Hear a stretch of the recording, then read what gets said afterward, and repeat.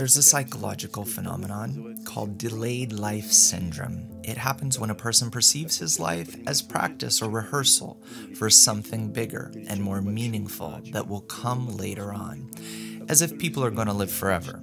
And suddenly, our example is about a certain senator. Suddenly, this senator finds prestige or political success irrelevant. He wants to enjoy life, have breakfast with a friend, be in the company of his wife, read a book or a magazine. What happened? He was diagnosed with cancer.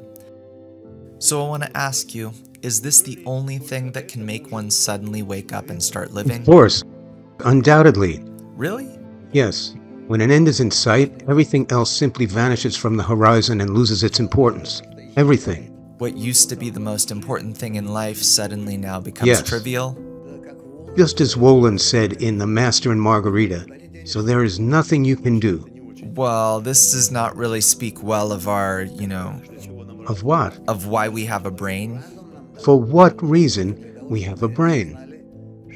For us to realize that we are living like this, as soon as we know the end is near, everything else loses interest for us. Yes. And suddenly we're looking for real meaning, knowing the end is near. What can we find if the end is near?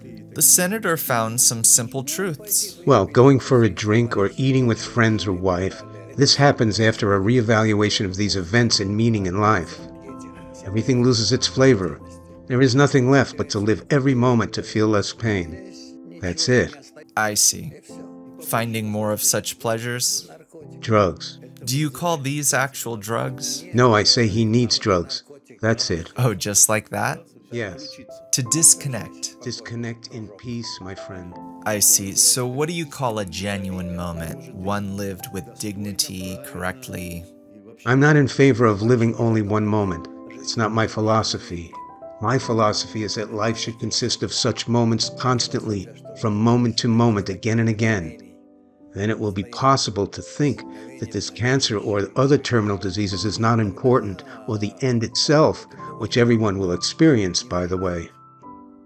Then a person will clearly understand what is given to him for what, for why, how he should live through it, what to leave behind, what to do with himself.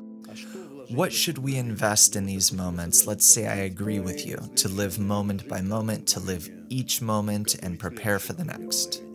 Elevate yourself above your animal nature, and as quickly as possible, vigorously, most effectively achieve the quality of love and bestowal, which really does not apply to our world. And thus, as they say, prepare yourself for the world to come. That's all.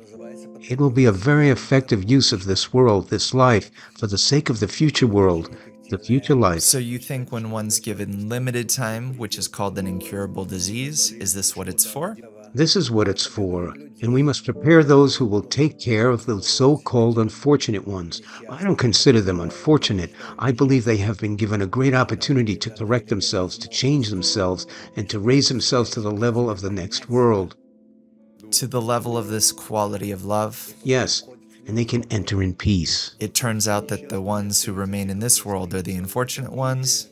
Yes. Wasting it with the pleasures of this world? Indeed. While the others can rise to that. While the others can rise to that even earlier. And suddenly he sees there was no disease. And then the question forms, why did I do all this? Someone played a nasty trick on me. Yes, the doctors will say everything is fine with you. I see. The Creator plays such tricks on you, right? Are you in favor of such tricks? I am all in favor of deceiving a person so he solves the equation of life and death, so it would make him change his life.